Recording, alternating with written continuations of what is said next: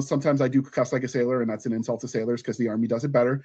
But like one of the things we do ask every author is like on a movie scale kind of rating, how would you rate it? Because people are always like, could I let my kids read this? We get that a lot with every.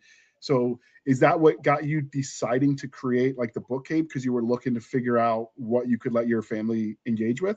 Exactly. So what I've noticed with the whole indie publishing is that there became a lot of, in the old days we had the publishers who were kind of the gatekeepers, and they managed to keep things pretty in.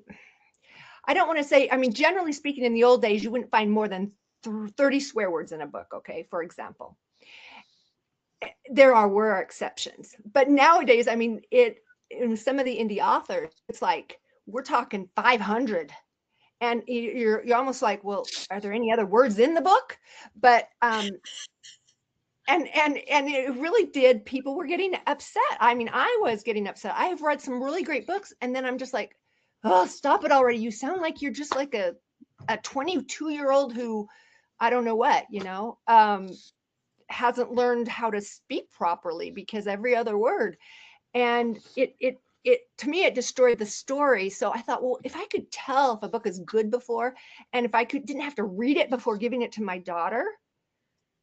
A friend of mine was at a conference one time, and it was a young adult conference, and she said that the very first thing the young adult authors did when they got up there is they said, oh yes, I put sex on the first page of my book. And nobody knows, because everybody says the young adult books are real. And this was 10 years ago. Okay.